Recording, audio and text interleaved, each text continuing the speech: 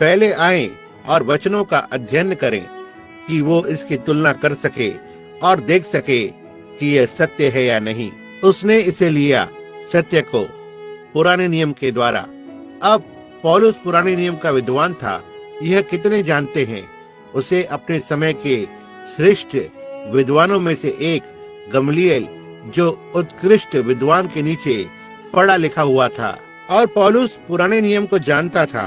और मैं सोचता हूँ कि उसकी पहली हिलावट, जैसा कि मैंने आज सुबह कहा, जब उसने स्तिफनुस की मृत्यु को देखा, पौलुस ने अवश्य ही किसी बात को पकड़ लिया होगा, क्योंकि वह अपने सारे लेखों में उसी का उल्लेख करता रहा। मैं योग्य नहीं हूँ, क्योंकि मैंने कलीसिया को मृत्यु के निमित्त सताया। मैं उनमें से सबसे छोटा हूँ। ओह, लेकिन परमेश्वर के पास इससे भिन्न विचार था। वो उस समय के सबसे शक्तिशाली मनुष्यों में से एक था। महान प्रेरित संत पौलुस को देखें, अपने वस्त्र के साथ, जो बहुत ही उज्जवल और साफ है। कवि ने कहा, ओह, वहाँ पर निश्चय ही कुछ चिल्लाना होगा जब हम सब वहाँ मिलते हैं। वो महान दिन जब मैं देखता हूँ कि उसे शहीद का ताज मिलता है, शहीद का इनाम। मैं उस छोटे से पुराने बंदी गृह के पास खड़ा था। यहाँ ज्यादा समय नहीं हुआ जहाँ उसने उन पत्रियों को लिखा था, और फिर उन्होंने उसका सिर काट दिया और उसे वहाँ उस नाले में डाल दिया, जिससे कि नाले में बह जाए। और उस छोटे यहूदी ने वहाँ कहा, मैं यीशु मसीह के दागों को अपनी देह में लिए फिरता हूँ। मैं इफिसुस में पशुओं से लड़ा हूँ, लेकिन मैंने अच्छी लड़ाई लड़ी है। मैंने अपनी दौड़ को पूरा कर लिया है। मैंने विश्वास को रखा है। और आगे वहाँ मेरे धार्मिकता का एक मुकुट रखा गया है, जो प्रभु, वो धर्मी न्यायी, उस दिन पर मुझे देगा। और ना ही केवल मुझे, बल्कि उन सबको जो उसके प्रकट होने से प्रेम करते हैं। मैं इसे कितना प्रेम करता हूँ। ओह, मैं उनके साथ उस गिनती में होना चाहता हूँ। हम अक्सर एक गीत गाते थे, ओह, क्या आप उसके भेड़शाला में से एक के नाई गिने जाएंगे? क्या आपको उसकी भेड़शाला में से एक के रूप में गिना जाएगा? भीतर से बेदाग रहो, देखते हुए और उस स्थान पर प्रतीक्षा करते कि देखूं, वह फिर से आ रहा है। मैं उनमें से एक होना चाहता हूँ। अब लेखक इसे कहते हुए आगे बढ़ता है, इस कारण चाहिए कि हम उन बातों पर जो हमने सुनी है और भी बन लगाएं। ऐसा न हो कि बहकर उनसे दूर चले जाएं। जैसा कि आज सुबह हमने उस पर सिखाया, दूसरा पद बताता है, यदि, क्योंकि जो वचन स्वर्गदूतों के द्वारा कहा गया था, हम दूतों को क्या पाते हैं? वे भविष्यवक्ता। परमेश्वर ने विविध समय में बात की। अब आपको अपना विचार नहीं, लेकिन बाइबल को लेना होगा।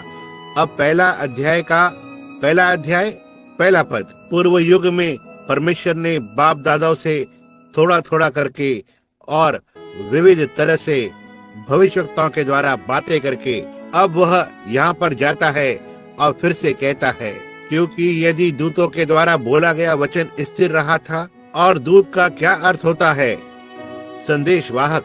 यदि परमेश्वर ने दूत को अभिषेकित किया और फिर यदि हमारा अभिषेक किया जाता है, तो हम परमेश्वर के संदेशवाहक होते हैं। हम दुनिया के लिए संदेशवाहक हैं, स्वर्ग के राजदूत हैं, ये घोषणा करते हुए कि हम यात्री और अजनबी हैं। हम इस संसार के नहीं हैं, लेकिन हम आने वाले नगर की तलाश में हैं, जिसका बनाने वाला और रचने वाला परमेश्वर है। हम इस धरती पर धन को नहीं रखें, जहाँ चोर सेंध लगाते हैं और कीड़े लगते हैं, काई लगती है और सड़ जाते हैं, क्योंकि हमारा धन स्वर्ग में है, जहाँ यीशु महामहिम के दाहिने हाथ पर बैठा है। ओह, क्या ही महिमामय और अद्भुत बात है यह जानना कि हमारी आशाएं कुछ भी कम पर नहीं बनी हैं।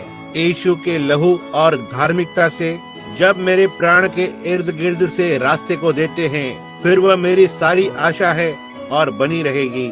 मसीह पर जो मजबूत चट्टान है, मैं खड़ा हूँ। बाकी की सारी भूमि धंसती हुई रेत है। बाकी की सारी भूमि धंसती हुई रेत है। सतावट के समय में एडी पेनोरेट ने उस गीत को किस तरह से लिखा होगा। अब यदि दूतों द्वारा बोला गया वचन स्थिर था, जब परमेश्वर के संदेशवाहक ने वचन को बोला, ये बना रहा और आज्ञा न मानने का ठीक ठीक हर एक बदला मिला, अब हम कैसे बचेंगे यदि हम मसीह को नहीं सुनते जो स्वर्ग से बोलता है। अब देखना, तो हम लोग ऐसे बड़े उद्धार से निश्चित रहकर क्यों कर बच सकते हैं, इस पर सोचें, जिसकी चर्चा पहले पहल प्रभु के द्वारा हुई। मसीह अपने कार्य को आरंभ करता है। उसने क्या किया, हम उसे देखते हैं।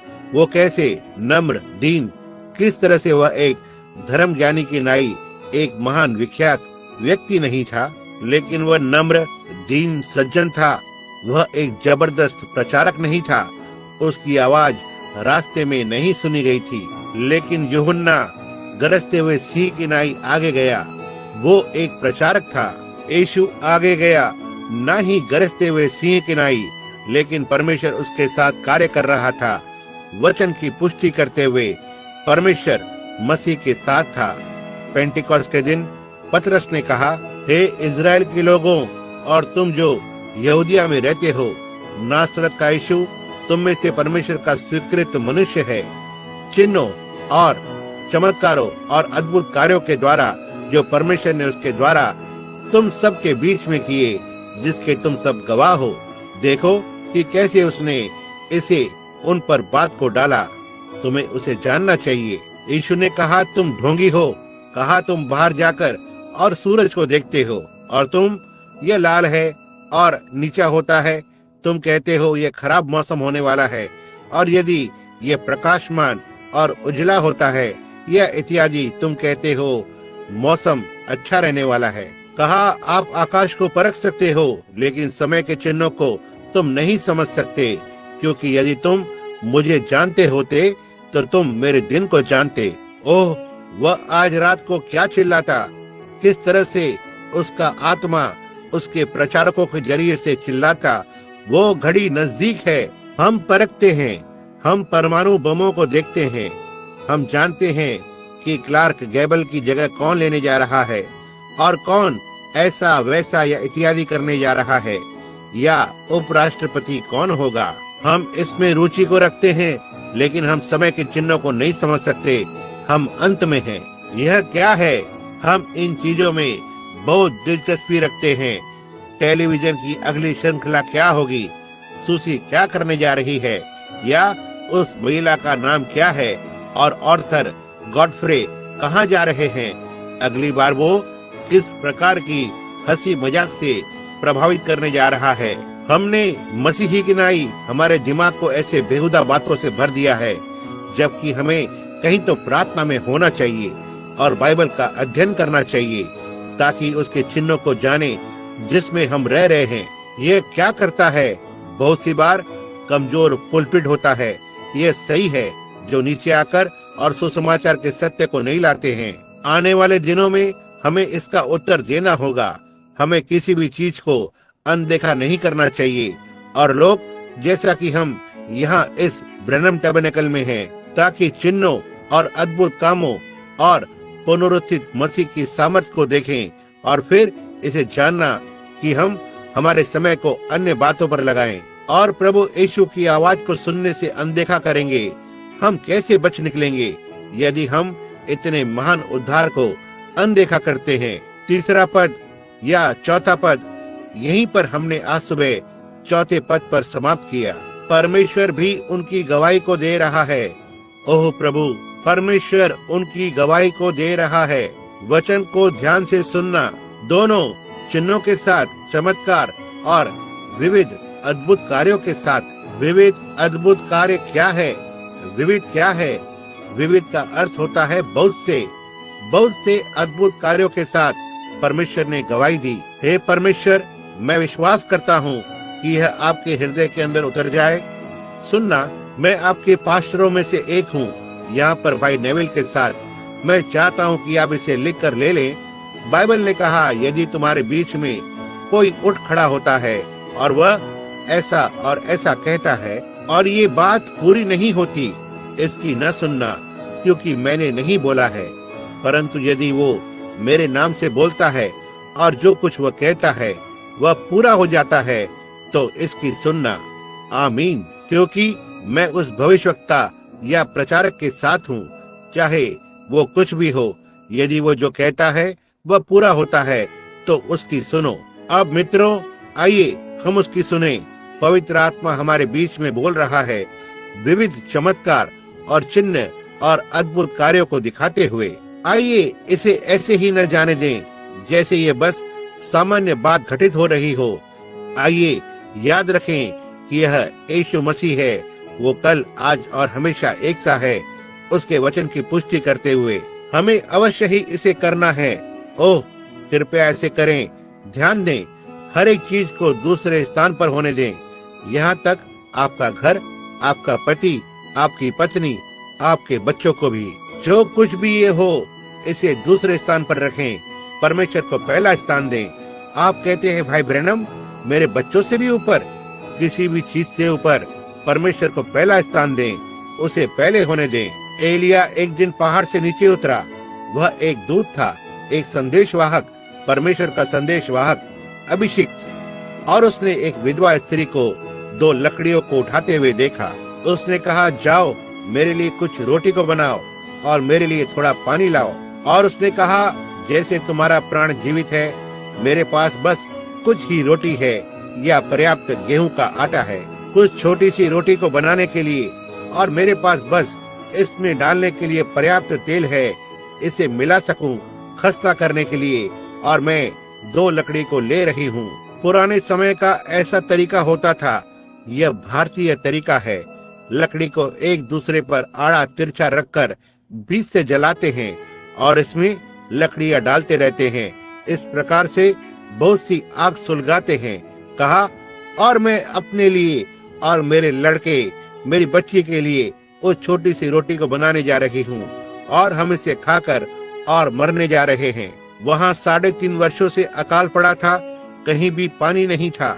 उस कठोर बूढ़े भविष्यवक्ता ने उस स्त्री के चेहरे की ओर देखा। उसने कहा, जाकर पहले मेरे लिए एक रोटी बनाओ। क्या ही आज्ञा है एक पुरुष के लिए कि एक विधवा स्त्री से कहे जो भूखों मरने पर है कि पहले उसे खिलाए। उसने क्या कहा? क्योंकि यहोवा यो कहता है, आटे का डब्बा कभी भी खाली न होगा और न ही घड़ा सूखेगा जब तक परमेश्वर धरती पर वर्षा को नहीं भेजता।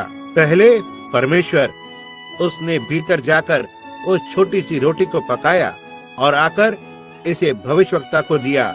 सीधे पीछे जाकर और एक और रोटी सेकी, और एक और रोटी, एक और रोटी, एक और रोटी, और आटे का डब्बा कभी भी खाली नहीं हुआ, घड़ा नहीं सूखा जब तक परमेश्वर ने धरती पर वर्षा नहीं भेजी। उसने अपने बच्चों के पहले परमेश्वर को रखा। उसने परमेश्वर को किसी भी और चीज से पहले रखा। उसने पहले परमेश्वर के राज्य को लिया। परमेश्वर का आपके हृदय में अवश्य ही पहला स्थान होना है। आपके जीवन में पहला स्थान होना है। हर एक चीज में पहला स्थान। आप जो कुछ भी करते हैं या जो आप हैं, परमेश्वर अवश्य ही पहले होना है। वह दूसरा स्थान नहीं चाहता। उसे दूसरे स्थान पर रखना उचित नहीं है। वह सबसे अच्छा और पहला, और वो सब जो हमारे पास है उसका हकदार है। वह इसका हकदार है। उसका पवित्र नाम धन्य हो, क्योंकि साथ ही परमेश्वर भी चिन्हों और अद्भुत कामों और नाना प्रकार के सामर्थ के कामों से वो गवाही को देता है और अपनी इच्छा के अनुसार पवित्र आत्मा के दानों को देता है। ना ही मनुष्य क्या कहते हैं, कलीसिया ने क्या कहा, लेकिन परमेश्वर की इच्छा क्या है। ओह, हमें परमेश्वर की इच्छा को जानने की आवश्यकता है, न कि आपका पड़ोसी क्या कहता है, न कि आपके बच्चे क्या चाहते हैं, न ही आपके पति या आपकी पत्नी क्या चाहती है, लेकिन परमेश्वर की इच्छा को जानें और पहले उसे करें। उसके बाद बाकी की सारी चीज, पत्नी की इच्छा और बच्चों की इच्छा ठीक उसी में आ जाएगी। लेकिन परमेश्वर को पहला स्थान दें। अब देखना, क्योंकि उसने उस आने वाले जगत को जिसकी चर्चा हम कर रहे हैं दूतों के अधीन न किया, अन्यथा वे महान दूत जो स्वर्ग में सेवकाई करते हैं, जिब्राइल, मिकाएल, नागदोना और 10,000 गुना 10,000 स्वर्ग के दूत या 10,000 भविष्यवक्ता जो धरती पर रहे हैं, उनमें से हर एक जन, उसने उनमें से किसी को कभी भी आने वाले संसार पर नियंत्रण करने के लिए नहीं रखा, जिसके बारे में हम बात करते हैं, एक को भी नहीं। उसने कभी नहीं कहा, यशाया तुम संसार को नियंत्रित करोगे।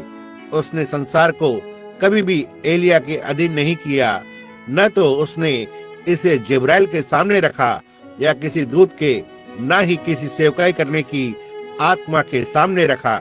देखो उसने क्या कहा।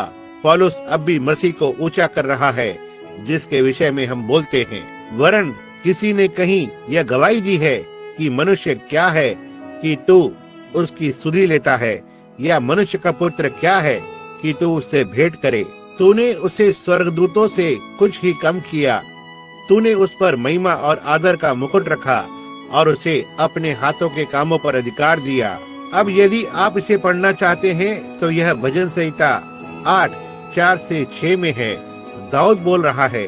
अब उसने दाऊद को यहाँ क्या बताया, इससे बात ठीक वहाँ खत्म हो जाती है। क्या मैं भविष्यवक्ता पर आज सुबह सही था? उसने कहा, दूतों में से एक ने किसी एक स्थान पर कहा, दाऊद परमेश्वर का संदेशवाहक, परमेश्वर का दूत था, क्योंकि वह वचन का संदेशवाहक था। दूत ने कहा, दाऊद ने भजन संहिता में कहा, तूने उसे स्वर्ग के दूतों से थोड़ा नीचे किया है। एक दूत ने कहा कि परमेश्वर ने उसे एक दूत से भी कम बनाया, जिससे कि वो उसे ताज पहनाए और जिससे वह दुख उठा सके और मृत्यु के स्वाद को चख सके, कि उसे फिर ऊंचा किया जाए, कि वह उसे बना सके, संसार की सारी चीजों का वारिस बना सके। अभी मत्ती 28:18 में हम इसे पढ़ते हैं। उसके क्रूस पर चढ़ाए जाने और तीसरे दिन फिर से जी उठने के बाद वह अपने चेलों से मिला और उन्हें सारे संसार में जाने के लिए आज्ञा दी, ताकि हर एक प्राणी को सुसमाचार का प्रचार करे। उसने कहा, स्वर्ग और धरती पर की सारी सामर्थ मेरे हाथों में दी गई है। स्वर्ग की सारी सामर्थ, धरती की सारी सामर्थ मुझे दी गई है। यह क्या था? मनुष्य और परमेश्वर एक हो गए थे।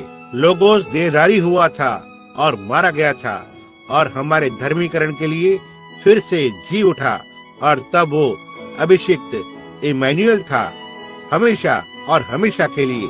परमेश्वर ने अपने वास करने के स्थान को बदला, एक सिंहासन से उस ओर स्थानों में उसके पुत्र मसीह यीशु के हृदय में, ताकि रहे और हमेशा के लिए राज्य करे। परमेश्वर मसीह में था। वह आत्मा का अंतिम विश्राम स्थान है। आत्मा एक समय एक भवन में रहा, आपको यह पता है, तंबू के अंदर, और सुलेमान ने उसके लिए एक भवन बनवाया। लेकिन तो भी परम प्रधान हाथ के बनाए हुए घरों में नहीं रहता, लेकिन मैंने तेरे लिए एक देह को तैयार किया है। वहाँ प्रेरितों के काम की किताब पर 7वें अध्याय में जब वो बोल रहा था, तो उसने कहा, उन सभी ने इसे पहले से देख लिया। उन्होंने उसके लिए तंबू को बनाया, जैसे मूसा ने किया। उसके पास तंबू था और उसमें संदूक को रखा, क्योंकि परमेश्वर दया के आसन पर था, वो वहाँ नहीं रहा था। तो ठीक है, फिर एक देह तूने मेरे लिए बनाई है, प्रभु यीशु मसीह की देह है। उसे दूतों से भी नीचे बनाया, ताकि मृत्यु के स्वाद को चखे, और कोई नहीं, लेकिन वो उच्च का सर्वोच्च था, मसीह, शांति का राजकुमार, राजाओं का राजा, प्रभुओं का प्रभु, नक्षत्र के हर एक तारे का रचयिता। हे परमेश्वर, वह अपनी सृष्टि से भी नीचा बन गया, जिससे कि वह मनुष्य को छुड़ा सके, बेघर असहाय मनुष्य, और उनके लिए स्वर्ग में घर को दे सके। उसने स्वर्ग की महिमा को छोड़ दिया।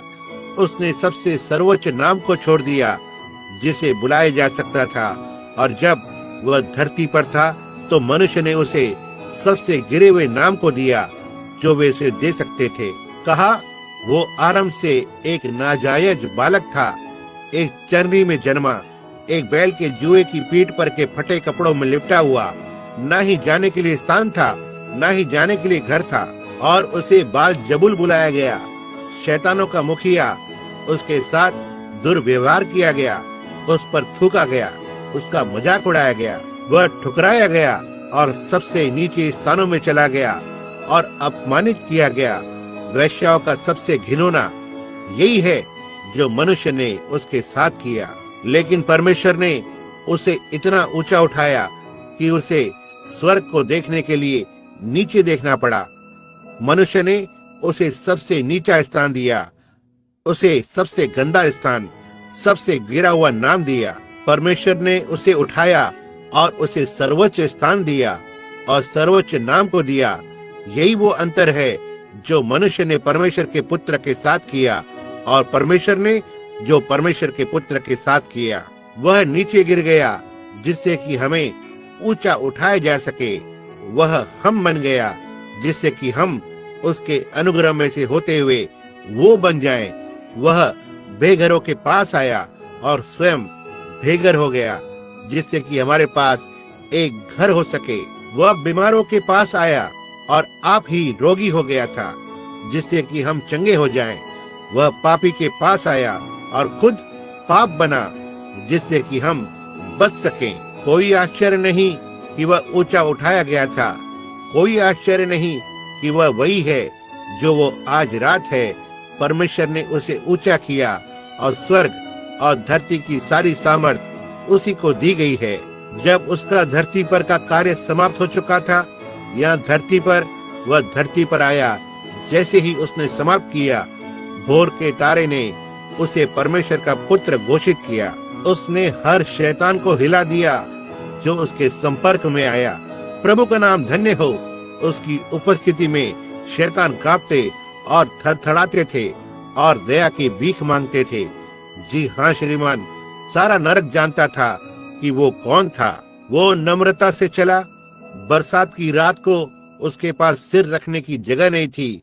वही जानवर जिसकी उसने सृष्टि की, आकाश के पक्षियों के पास घोंसले होते हैं और लोमड़ियों के पास मांद होती है, लेकिन मनुष्य के पुत्र के पास अपने धन्य सिर को रखने की जगह नहीं है। निश्चय ही वो था। वह पाप बन गया, नीचा बन गया और त्यागा गया, लेकिन शैतान जानते थे कि वो कौन था। उन्होंने दया के लिए निवेदन किया।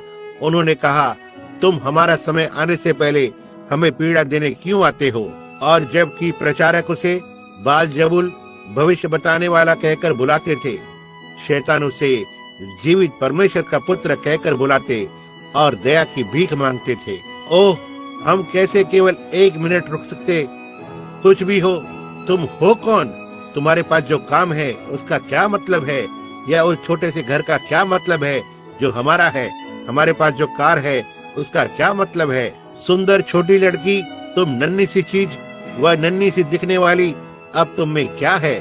चमकीले चिकने बालों वाले, सीधे कंधों वाले नौजवान, तुम किसी दिन उम्र के साथ नीचे झुक जाओगे। लेकिन प्रभु धन्य है, आपके पास एक प्राण है जो फिर से जन्मा है। आप हमेशा और सदा के लिए जीवित रहेंगे, क्योंकि वो आप बन जाता है कि आप उसके अनुग्रह में से होते हुए वो बन सको और आपके लिए जगह को बना सके। ओह, हम जो सोचते हैं कि हमारे पास बदलने के लिए कपड़े हैं और घर में कुछ किराने का सामान है, हम क्या हैं? परमेश्वर इसे एक क्षण में ले सकता है। तुम्हारी वही सांस उसके हाथ में है और वो हमारे बीच में बीमारों को चंगा करने के लिए, प्रचार करने और प्रमाणित करने और भविष्यवाणी करने के लिए है और हर समय सही या अचूक होता है। और यहाँ तक कि हमारे बीच में एक छोटी मरी हुई मछली को फिर से उसके जीवन में वापस लाने के लिए पर्याप्त चिंताशील है। यहोवा हमारे चारों ओर, यहोवा हम में है। वो महान और पराक्रमी मैं हूँ। जब वह मरा तो उन्होंने सोचा कि उनके पास वो था। वो अधोलोक में उठाया गया जब वह धरती पर से चला गया। उस दिन पर जब क्रूस पर चढ़ाया गया तो वह खोए हुए के क्षेत्रों में चला गया। बाइबल ने कहा, उसने जाकर उन प्राणों को जो बंदी गृह में थे उन्हें प्रचार किया, जिन्होंने नूह के दिनों में धीरज धरते हुए पश्चाताप नहीं किया था। जब वह मरा और उसकी आत्मा ने उसे छोड़ दिया तो वह फिर से लोगोस बन गया। उसने मैं देखता हूँ कहा, मैं परमेश्वर से आया हूँ, मैं परमेश्वर के पास वापस जाता हूँ। और परमेश्वर वो अग्नि का खंभा था जो जंगल में बच्चों की अगुवाई करता था। और जब वह यहाँ धरती पर था और जब वह मरा तो वह फिर से वापस एक प्रकाश में बदल गया। पौलुस ने उसे देखा और वह एक प्रकाश था। उनमें से किसी ने भी उसे नहीं देखा। उन्होंने पौलुस को गिरते देखा, कुछ तो उस पर चमका और यह एक प्रकाश था। पौलुस ने कहा, वह कौन है जिसे मैं सताता हूँ? उसने कहा, शाऊल शाऊल, तू मुझे क्यों सताता है? कहा, ये कौन है? उसने कहा, मैं यीशु हूँ जिसे तू सताता है, और यह तुम्हारे लिए कठिन है कि अधिकार पाए हुए लोगों के विरुद्ध आओ। उसके बाद उसने जाकर उस प्रकाश के विषय में अध्ययन किया। पौलुस वापस बाइबल में गया यह पता लगाने के लिए कि वह प्रकाश क्या था, और उसने इस पत्री को लिखा, वो वही यहोवा है, वही प्रकाश जो इजरायलियों के संतान के साथ जंगल में था। और जब पतरस बंदी गृह में था तो वो एक प्रकाश था जिसने अंदर आकर और द्वार खोल दिए, और उसके अनुग्रह से तो किसी के पास कोई बहाना नहीं होगा। ओह, यदि वे अनपढ़ संदेश वाहकों को भूल सकते हैं, और याद रखें यह संदेशवाहक नहीं है, यह संदेश है। वो प्रकाश के स्तंभ किनाई हमारे साथ फिर से नीचे उतर आया है, और वो उन्हीं अद्भुत कार्यों और चिन्हों के साथ आगे बढ़ता है। बाइबल से बाहर कुछ भी नहीं। जो ठीक बाइबल के साथ बना रहता है, उसे अधीनता में रखते हुए, उसकी महिमा प्रकट करते हुए, उसकी सामर्थ को दिखाते हुए, उसका पवित्र नाम धन्य हो। मैं जानता हूँ कि आप सोचते होंगे कि मैं पागल हूँ, लेकिन ओह, वह धन्य अनंत विश्राम जो मेरे प्राण में है। भले ही तूफान उठने लगे, मेरा लंगर उस पर्दे के अंदर है। और उसे देखने के लिए जब वह मरा, इतना तक चंद्रमा ने शीघ्र घबराए हुए दंडवत किया। सूरज दिन के बीच में ही ढल गया, और जब वह खोए हुओं के क्षेत्रों में गया, दरवाजे पर खटखटाया और दरवाजा खुल गया। बाइबल ने कहा, उसने उन प्राणों को प्रचार किया जो कैद में थे, जिसने नूह के दिनों में धीरज धरकर पश्चाताप नहीं किया। उसके इस धरती पर से उठाए जाने के बाद, मेरे भाई मेरी बहन, जब वो उठाया गया, उसका धरती का कार्य खत्म हो चुका था, लेकिन वो अब भी काम कर रहा था, और वह आज रात अब भी काम पर है। आमीन। उसने खोए हुए के दरवाजे पर खटखटाया। बाइबल ने कहा कि उसने ऐसा किया, और उसने गवाही को दिया, मैं इस स्त्री का बीज हूँ। मैं वो हूँ जिसके बारे में आदम ने बोला था। मैं वो एक हूँ जिसके बारे में हनोक ने कहा था कि वह अपने 10,000 संतों के साथ आएगा। मैं जीवित परमेश्वर का पुत्र हूँ, और तुम लोगों ने अपने अनुग्रह के दिन पर पाप किया है। लेकिन हनोक, नूह, दूतों के द्वारा तुम्हारे लिए ये भविष्यवाणी की गई थी कि मैं परमेश्वर की बाइबल के हर एक वचन को पूरा करने के लिए अवश्य ही आऊंगा। मैं इसमें गवाह के नाई यहाँ खोए हुओं की भूमि पर हूँ। और उसने उन्हें प्रचार किया। वहाँ वो नीचे अधोलोक में चला गया, सीधे अधोलोक के द्वार पर, उस द्वार पर खटखटाया। शैतान ने द्वार को खोला, कहा, अब मैंने तुम्हें पा लिया। उसके बगल से उन चाबियों को झपट के ले लिया। कहा, तू शैतान, तूने लंबे समय तक झांसा दिया है। यहाँ है ये, ठीक यहाँ बाइबल में। मैं इसे 1 मिनट में ले लूंगा। तूने लंबे समय तक झांसा दिया है, लेकिन मैं अधिकार में लेने आया हूँ। उन चाबियों को पकड़ा और उसे पीछे लात मारी और दरवाजा बंद कर दिया। उनमें से होकर आया और अब्राहम, इजाक और याकूब को ले लिया। तीसरे दिन वह जी उठा, और जो कब्र में सोए हुए थे वे उसके साथ जी उठे। ओ हालेलुया! कोई आश्चर्य नहीं कि कवि ने कहा, जीते जी उसने मुझसे प्रेम किया, मरते हुए उसने मुझे बचा लिया। गाड़ा गया वो मेरे पापों को दूर ले गया। जी उठकर उसने हमेशा के लिए स्वतंत्र रूप से धर्मी ठहराया। किसी दिन वो आ रहा है। ओह महिमामय दिन! धन्य है वो बंधन जो हमारे हृदय को मसीही संगति के साथ, मसीही के प्रेम के साथ बांधता है। जब वो जी उठा, उसने अब तक समाप्त नहीं किया था। उसके पास करने के लिए और काम था। बाइबल ने कहा, वह ऊंचे पर चढ़ गया और मनुष्य के निमित्त दान दिए। वह धरती पर अंधकार का, निराशा का, मृत्यु और घबराहट का वातावरण मंडरा रहा था। प्रार्थना नहीं हो पाई क्योंकि प्रायश्चित्ता को नहीं किया गया था, लेकिन उसने उस पर्दे को फाड़ दिया। उसने मार्ग को खोल दिया। उसने बीमारी के पर्दे को फाड़ दिया। उसने पाप के पर्दे को फाड़ दिया। उसने घबराहट के पर्दे को फाड़ दिया। उसने निराशा के पर्दे को फाड़ दिया। उसने सारे पर्दों को फाड़ दिया और राहगीरों के लिए राजमार्ग को बनाया, राजा के महामार्ग पर चलते हुए। ओ परमेश्वर, जब उसने चांद और तारों और इत्यादि को पार किया, उसके पीछे पुराने नियम के संत अब्राहम, इजाक और याकूब पीछे पीछे आते हैं। वे सीधे ऊपर आकाशों के आकाश के अंदर चले गए। जब वे नगर से बहुत दूर थे तो मैं उन्हें उनकी आंखें ऊपर उठाते हुए देख सकता हूँ। अब्राहम ने कहा, यही वो नगर है जिसे मैंने देखना चाहा था। ओ यहाँ आओ इसाक, यहाँ आओ याकूब। ओ हम धरती के मुसाफिर और यात्री थे, लेकिन वहाँ एक नगर है, वहाँ पर एक है जिसका हमने इंतजार किया है।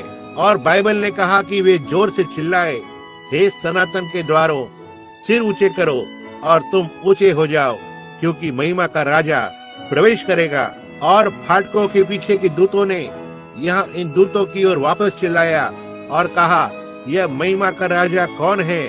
और दूतों ने यहाँ से कहा, भविष्यवक्ताओं ने कहा, सेनाओं का प्रभु, युद्ध में पराक्रमी।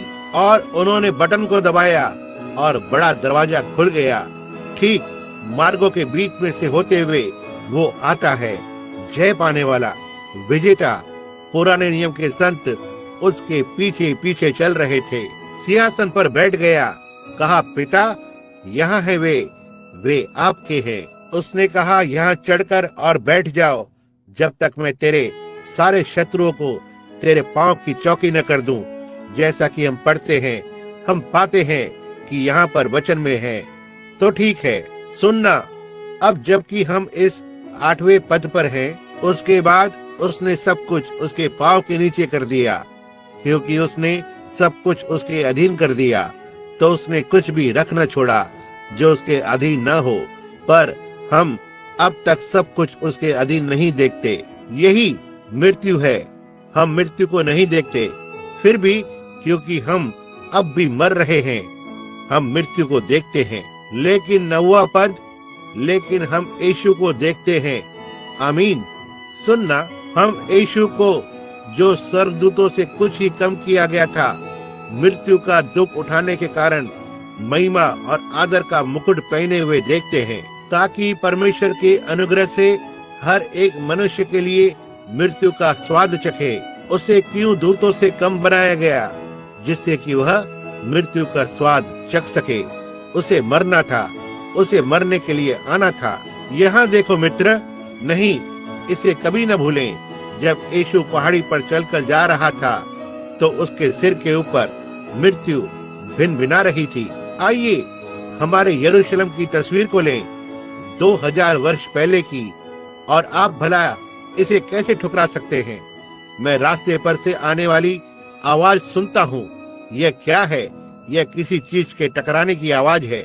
यह एक पुराना मजबूत क्रूस है जो नीचे आ रहा है। दशमिश के फाटकों से निकलते हुए रास्तों के पत्थर से टकराकर उछल रहा है। वे बड़े रास्ते के पत्थर अभी भी वहाँ हैं। इन बड़े बड़े रास्ते के पत्थरों पर टकराते हुए, ऊपर नीचे उछलते हुए मैं सड़क पर लहू के छींटों को देखता हूँ। यह क्या है? यह एक ऐसा मनुष्य है जिसने कोई हानि नहीं पहुंचाई है, भलाई के अलावा कुछ नहीं किया। लोग अंधे थे, उन्होंने उसे नहीं जाना, उन्होंने उसे नहीं पहचाना।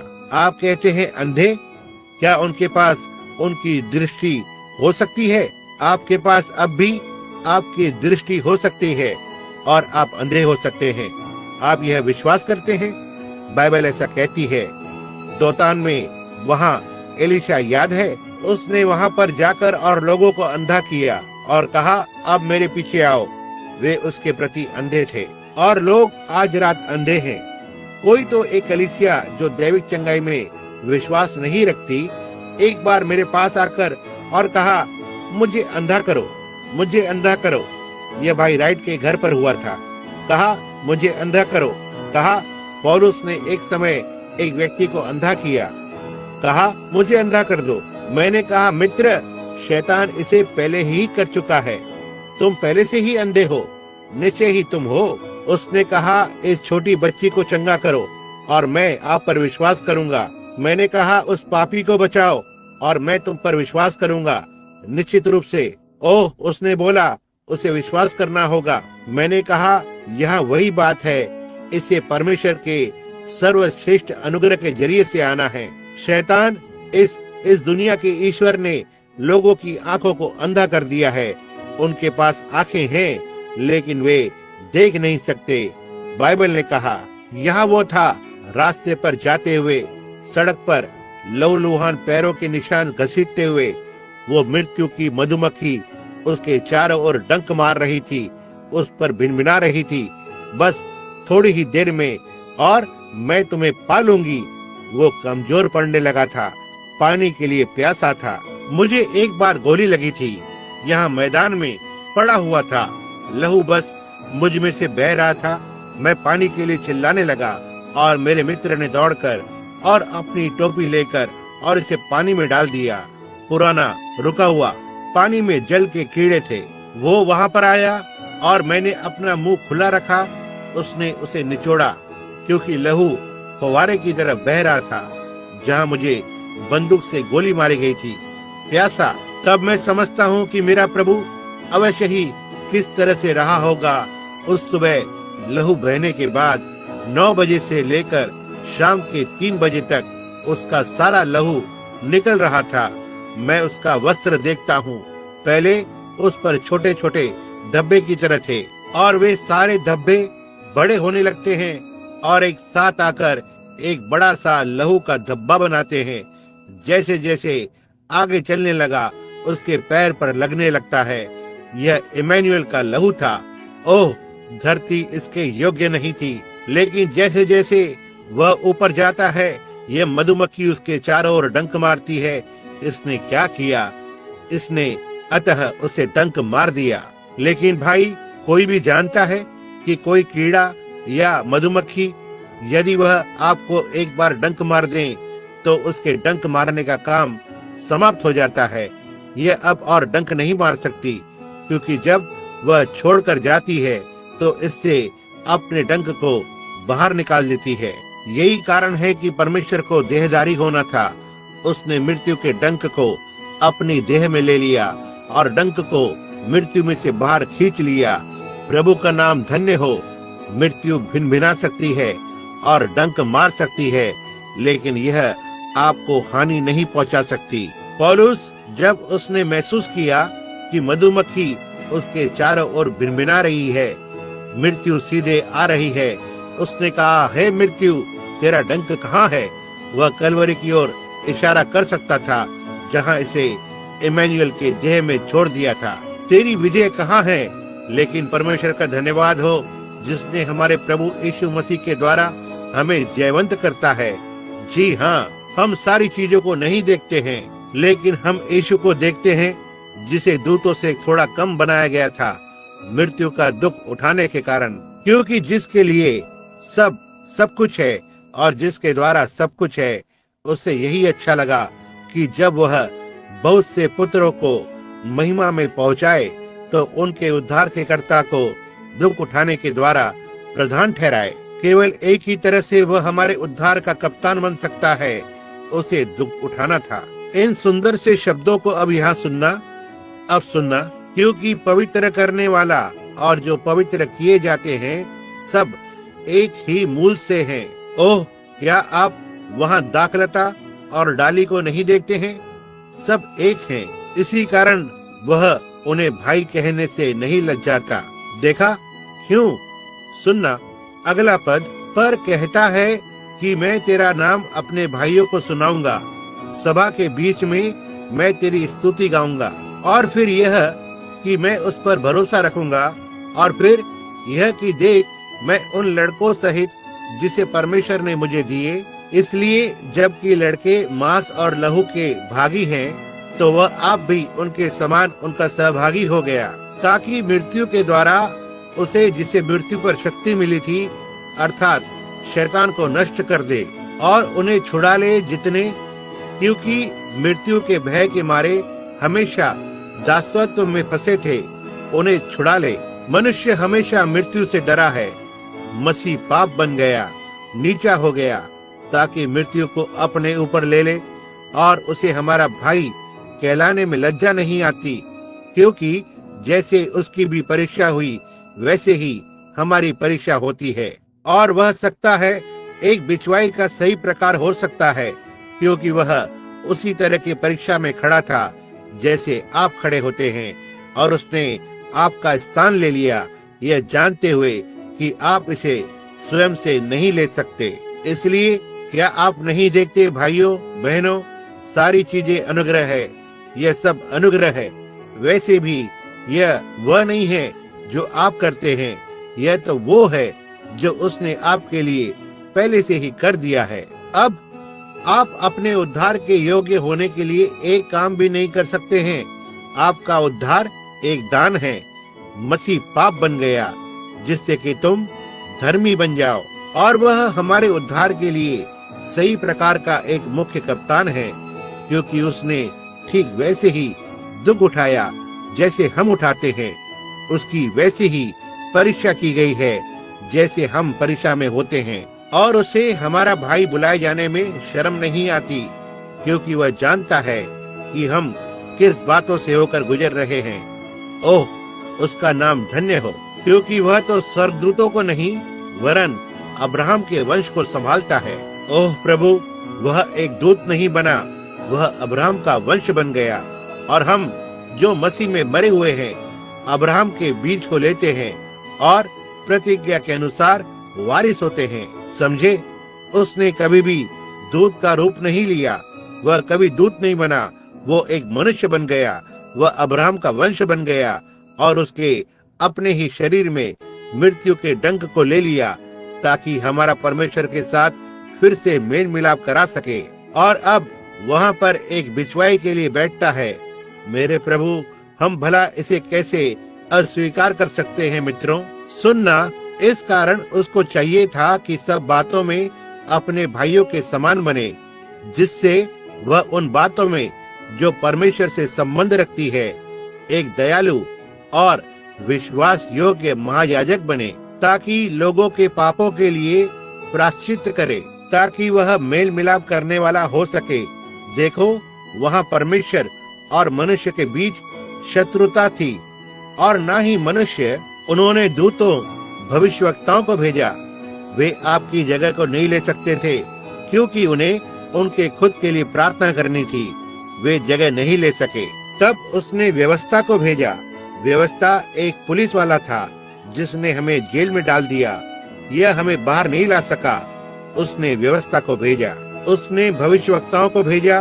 उसने धर्मियों को भेजा, और हर एक चीज को ये प्रायश्चित्ता को न कर सके, लेकिन वो नीचे उतर आया और हम में से एक बन गया। ओह मेरे प्रभु, काश हमारे पास ठीक अभी और समय होता। मैं आपको छुटकारे की उस व्यवस्था पर ले जाना चाहता हूँ, लेकिन हमारे पास समय नहीं है। लेकिन बस कुछ समय के लिए रूत और नाओमी में सुंदर तस्वीर है। यदि आप वहाँ देखेंगे वो मेल मिलाप, किस तरह से वो किसान वो व्यक्ति को जिसकी गवाई हुई और गिरी हुई अवस्था से छुड़ाना था, उसे उस व्यक्ति का निकट कुटुंबी होना था जिसने संपत्ति गवा दी थी। यही वो कारण है कि बोआज को होना ही था। नाओमी का निकट कुटुंबी होना था, जिससे कि वह रूत को पा सके, और फिर उसे योग्य होना था। उसे ऐसा करने में सक्षम होना था ताकि खोए हुए को छुड़ाए।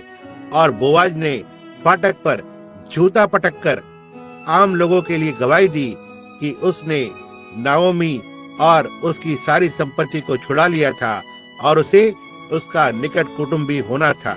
और यही कारण है कि मसीह परमेश्वर को हमारे लिए निकट कुटुंबी बनना था, और वह नीचे उतर आया और एक मनुष्य था और उसने परीक्षा में दुख उठाया और उस पर हंसा गया, मजाक उड़ाया गया और सताया गया और अनदेखा किया गया और बाल जबुल बुलाया गया और उपहास उड़ाया गया और मृत्यु दंड के तहत मृत्यु को सहना पड़ा। देखा, उसे हमारा निकट कुटुंबी होना था, उस पर झूठा आरोप लगना था क्योंकि आप पर झूठे आरोप लगे। उसे बीमारी को सहन करना था क्योंकि आप बीमार हो। उसे पापों को सहन करना था क्योंकि यह आपके पाप थे। और उसे निकट कुटुंबी होना था, केवल इसी तरह से वह हमें छुड़ा सकता था। उसे हमारा निकट कुटुंबी बनना था। और वो किस तरह से निकट कुटुंबी बनता है? पापी देह के रूप को धारण करते हुए और हम में से एक बनते हुए। और उसमें उसने दाम को चुकाया और हमें छुड़ाकर वापस पिता की संगति में ले जाता है। ओह, क्या ही उद्धार करता है!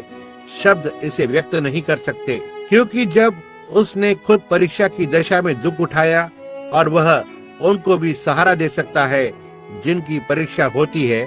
सहारा का अर्थ है सहानुभूति रखना। यही वो कारण है कि वो ऐसा बन गया है जिससे कि वह आपके साथ सहानुभूति रख सके, जो है आपके उतार और चढ़ाव में और आपके छोटे छोटे अंदर और बाहरी। और आपकी परीक्षाएं इतनी बड़ी हो जाती है कि आप शायद इसे बर्दाश्त भी नहीं कर सकते हो। वह जानता है आपके साथ सहानुभूति कैसे रखना है। वो वहाँ पर बना रहता है ताकि बिचवाई के काम को करे। वह वहाँ बना रहता है ताकि आपसे प्रेम करे। और भले ही आप भटक जाएं, वो आपको नहीं छोड़ेगा। वह फिर भी आपके पीछे आएगा और आपके हृदय पर खटखटाएगा।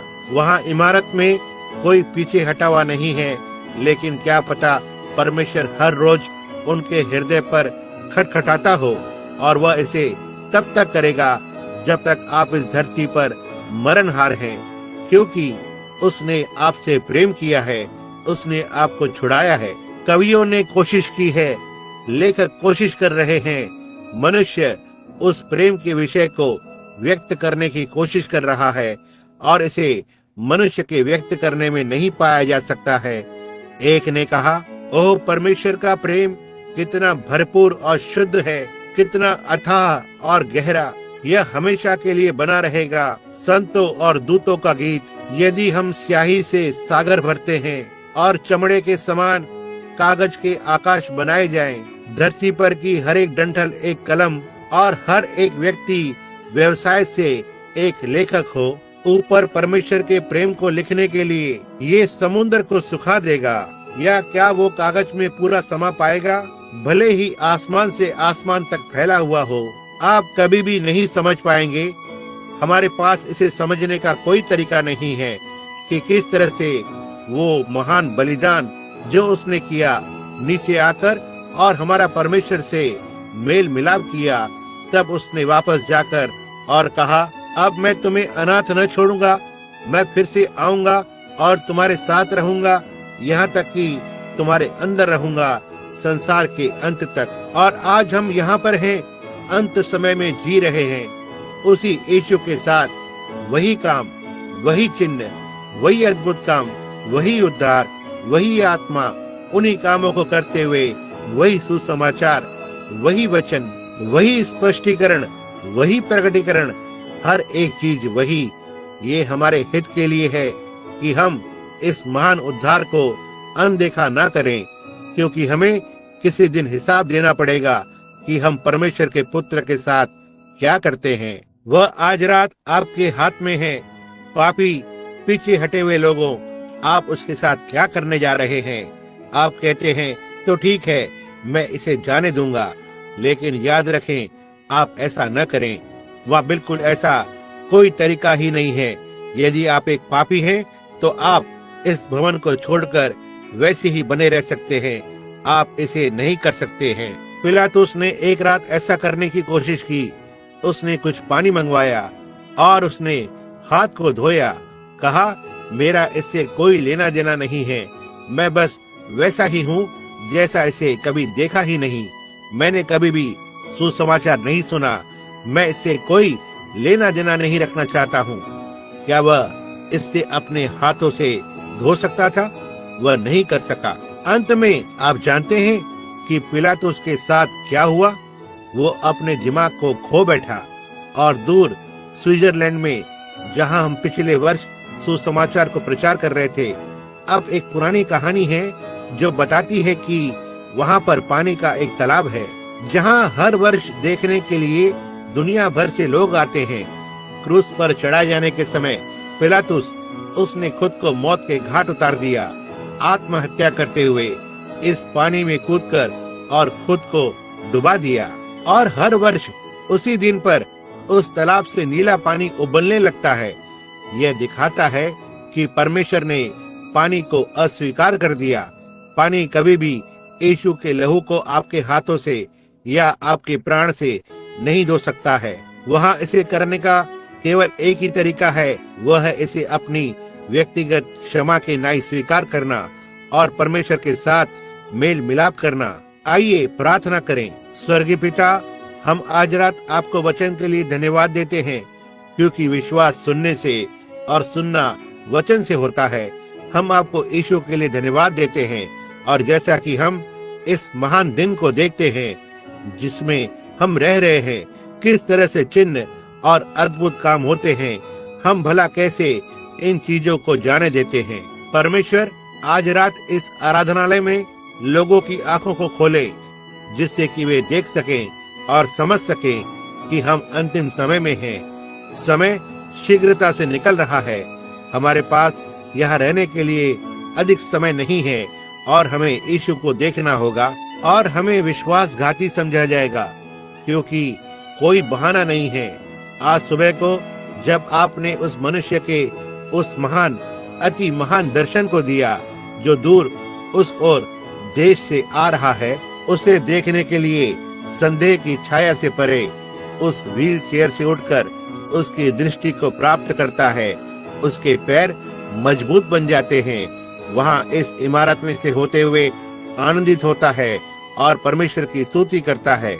यह दर्शाता है कि परमेश्वर अब भी इन पत्थरों से अब्राहम के लिए संतान को खड़ा करने में सक्षम है। दर्शनों को देखना, जैसे यीशु ने कहा, मैं तब तक कुछ नहीं करता जब तक पिता मुझे नहीं दिखाता, मैं कुछ भी नहीं कर सकता। अंधा व्यक्ति उसके पीछे पीछे आया और कहा, हम पर दया करें। उसने कहा, उनकी आंखों को छुआ और कहा, तुम्हारे विश्वास के अनुसार ऐसा तुम्हारे लिए हो। अब प्रभु, हम यीशु को देखते हैं, हम सारी चीजों को नहीं देखते हैं। हम देखते हैं कि हम अभी भी हमें के संतों को कब्र में ले जाते हैं और एक दूसरे की कब्र पर चलते हैं, लेकिन हम यीशु को देखते हैं जिसने प्रतिज्ञा को किया था। हम उसे अपने साथ देखते हैं, ना ही कब्र में यीशु, ना ही 2000 वर्ष पहले का यीशु, लेकिन यीशु आज रात यही हमारे साथ है। हम उसे उसकी सारी सामर्थ और चिन्हों और अद्भुत कार्यों में प्रकट होते हुए देखते हैं। परमेश्वर होने पाए हम इस महान उद्धार को कभी भी अनदेखा न करें, लेकिन होने पाए हम इसे अंगीकार करें और इसे स्वीकार करें और आदर करें और इसके द्वारा जिए उस दिन तक, जब तक कि यीशु हमें घर ले जाने के लिए नहीं आता है। इसे प्रदान करें प्रभु, हम इसे उसके नाम में मांगते हैं। और जबकि हमने अपने सिरों को झुकाया हुआ है, मैं सोचता हूँ कि क्या आज रात इमारत में कोई व्यक्ति है पवित्र आत्मा की दिव्य उपस्थिति के नीचे जो कहे, भाई ब्रैनम, मैं मानता हूँ कि मैं गलत हूँ, मैं मानता हूँ कि मैं गलत हूँ। परमेश्वर ने मुझ पर मेरे पापों को प्रकट किया है और मैं जानता हूँ कि मैं गलत हूँ। मैं आज रात उसकी ओर अपना हाथ उठाऊंगा और दया के लिए मांगूंगा, परमेश्वर मुझ पर दया करें, मैं गलत हूँ। क्या आप ऐसा करेंगे? जबकि हम बस कुछ समय के लिए रुके हैं, यदि यहाँ कोई व्यक्ति है जो चाहता है बस कुछ ही समय में बपतिस्मा होने जा रहा है, और यदि आप पापी हो तो पश्चाताप करूंगा। आप भला ऐसे अतुलनीय प्रेम को कैसे ठुकरा सकते हैं? वो एक जो मरा, स्वर्ग का पवित्र परमेश्वर पाप से भरा मनुष्य बन गया, इसलिए नहीं कि उसने पाप किया, लेकिन इसलिए कि उसके पास तुम्हारे पाप थे और उन्हें वहाँ कलवरी पर सहन किया, और आप उस क्षमा को स्वीकार नहीं करेंगे? क्या आप इसे आज रात नहीं करेंगे, जबकि हमने हमारे सिरों को झुकाया हुआ है? कोई एक कहेगा, मुझे याद करना भाई ब्रैनम, मैं अपने हाथों को मसीह की ओर उठाकर और कहता हूँ, मुझ पर दया करें, मैं गलत हूँ और मैं परमेश्वर के साथ मेल मिलाप करना चाहता हूँ। क्या आप अपने हाथ को उठाएंगे? तो ठीक है, यदि हर एक जन मसीही है तो आइए हम प्रार्थना करें। पिता, आज रात हम आपको धन्यवाद देते हैं कि यहाँ हर एक जन मसीही है, कि उन्होंने शांत बने रहकर गवाही को दिया है कि उनके सारे पाप लहू के नीचे है, और मैं इसके लिए बहुत आभारी हूँ। उन्हें आशीष देना प्रभु। ओह, मैं बहुत खुश हूँ कि उन्होंने लहू के बलिदान करने के जरिए से मेल मिलाप को पाया है। वचन को सुनने के द्वारा जल का धोया जाना, वचन के द्वारा यह हमें शुद्ध करता है। यह हमें सबसे महान स्थान पर लाता है, जहाँ पापी उसके घोर अंधकार के साथ होता है, उसे बर्फ के समान सफेद बनाता है। पाप के गहरे लाल रंग के धब्बे धुल गए हैं और हम मसीह में नई सृष्टियां हैं। इसके लिए हम आपको कैसे धन्यवाद दें। अब आगे बपतिस्मा की सभा आती है। मैं समझता हूँ कि इस युवती को आज रात यहाँ पर उसके प्रभु के नाम में बपतिस्मा दिया जाना है। हे स्वर्गीय पिता, हम प्रार्थना करते हैं कि आप इस युवती को आशीष देंगे। किस तरह से मेरा मन कुछ दिन पीछे की ओर चला जाता है, हेनरी विले में आते हुए, और उस प्यारी छोटी लड़की को सड़क पर यहाँ वहाँ चलते हुए देख रहा था। और आज रात वह एक माँ है, एक महिला है। उसने आपको अपने व्यक्तिगत उद्धारकर्ता के रूप में स्वीकार किया है। बालक के लिए जीवन कठिन रहा है प्रभु, हे परमेश्वर, लेकिन उसके लिए स्वर्ग निश्चित है, और हम आपको इसके लिए धन्यवाद देते हैं। हम प्रार्थना करते हैं परमेश्वर कि आप उस युवती को आशीष देंगे, और जब वह जल से बपतिस्मा लेने को आती है तो होने पाए आप उसे परमेश्वर के पवित्र आत्मा से भर दें। इसे प्रदान करें प्रभु, होने पाए उसका प्राण स्वर्ग में बस बहुत ही रोमांचित हो जाए। इसे आपकी महिमा के लिए प्रदान करें। हम इसे यीशु के नाम में मांगते हैं, आमीन। मैं प्रेरितों के काम का 2 अध्याय पढ़ना चाहता हूँ। पतरस पेंटिकॉस्ट के दिन पर बोल रहा है, पहला बपतिस्मा जो मसीही कलीसिया में कभी किया गया था। पतरस फरीसियों और अंधों को ताड़ना दे रहा था, परमेश्वर के पुत्र को नहीं पहचानने के कारण, इस पर बोलते हुए कि परमेश्वर ने किस प्रकार उसे जिलाया और उसके कामों को साबित किया, बड़े चिन्हों और अद्भुत कामों के द्वारा। इसे सुनना जब वो बोल रहा था, वह यीशु को ऊंचा उठा रहा था। हर एक मसीह की आत्मा यीशु को ऊंचा करती है, न केवल आपके होठों के द्वारा बल्कि आपके जीवन के द्वारा। आपके होठ एक बात को कह सकते हैं, आपका जीवन कुछ और बता सकता है। यदि आप ऐसा करते हैं तो आप जानते हैं कि यह क्या है, यह ढोंगीपन है। और मैं बल्कि बजाय एक ढोंगी के, एक अविश्वासी के जैसे स्वर्ग का सामना करना चाहूंगा। मैं अपने मौके को बेहतर तरीके से लूंगा। मैं स्वर्ग में विश्वास करता हूँ, एक अविश्वासी की नाय बजाय एक ढोंगी होने के। मैं निश्चित रूप से, यदि आप यीशु के लिए गवाही देते हो और कहते हो वो उद्धार करता है, आप इस तरह से जीते हो क्योंकि लोग आपसे इसकी अपेक्षा करेंगे। यह सही बात है। आपको ऐसे जीना है जैसे एक मसीह को चाहिए। हम आज सुबह इसमें से होकर गए हैं। अब प्रभु ने चाहा तो कल रात या बुधवार की रात हम इस 3 अध्याय को ले रहे हैं, जो एक अद्भुत अध्याय है। और अब सुनिश्चित करें कि बुधवार की रात को आने की कोशिश करना है। कितने लोग इस किताब का आनंद ले रहे हैं, इस रविवार स्कूल शिक्षा का? ओह, आपका बहुत बहुत धन्यवाद, अच्छी बात है। अब मैं प्रेरितों के काम के 2 अध्याय से पढ़ना चाहता हूँ, जो 32वें पद से आरंभ करते हुए, इसी यीशु को परमेश्वर ने जिलाया जिसके हम सब गवाह हैं, हम इसे जानते हैं। इस प्रकार परमेश्वर के दाहिने हाथ से सर्वोच्च पद पाकर और पिता से वह पवित्र आत्मा प्राप्त करके जिसकी प्रतिज्ञा की गई थी, उसने यह उंडेल दिया है जो तुम देखते और सुनते हो। अब उसकी सुनना जो दूतों में से एक दाऊद के विषय में बोल रहा है, क्योंकि दाऊद तो स्वर्ग पर नहीं चढ़ा, परंतु वह आप कहता है कि प्रभु ने मेरे प्रभु से कहा, मेरे दाहिने बैठ, जब तक कि मैं तेरे बैरियों को तेरे पांव तले की चौकी न कर दूं। दाऊद ऊपर नहीं जा सका, वह बछड़े और बकरियों और भेड़ और बकरियों के बहाए हुए लहू के नीचे था, लेकिन अब वह उठ सकता है। वो प्रभु यीशु के लहू के नीचे था, क्योंकि वे उस लहू का केवल तभी उत्तर देते हैं जब ये बलपूर्वक आता है। जब मसीह का लहू बलपूर्वक आता है, वे सारे जो भले काम के लिए मरे थे वे सब जी उठे। ये सही है और महिमा में उठाए गए। अब सुनना, सो अब इज़राइल का सारा घराना निश्चय जान ले इस बात को सुनना कि परमेश्वर ने उसी यीशु को जिसे तुमने क्रूस पर चढ़ाया प्रभु भी ठहराया और मसीह भी। उस बारे में क्या है? क्या वो त्रिएकता में का तीसरा व्यक्ति है या वो संपूर्ण त्रिएकता है?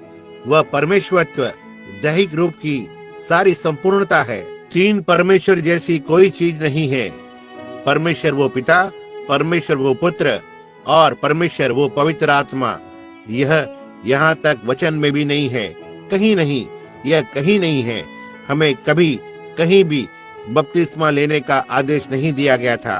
पिता के नाम पर और पुत्र के नाम में और पवित्र आत्मा के नाम पर वचनों में कहीं भी नहीं। यह एक कैथोलिक मत सिद्धांत है और यह प्रोटेस्टेंट कलीसिया के लिए नहीं है। मैं किसी से भी पूछता हूँ कि मुझे एक भी वचन को दिखाए जहाँ किसी भी व्यक्ति ने कभी किसी अन्य तरीके से बपतिस्मा लिया हो।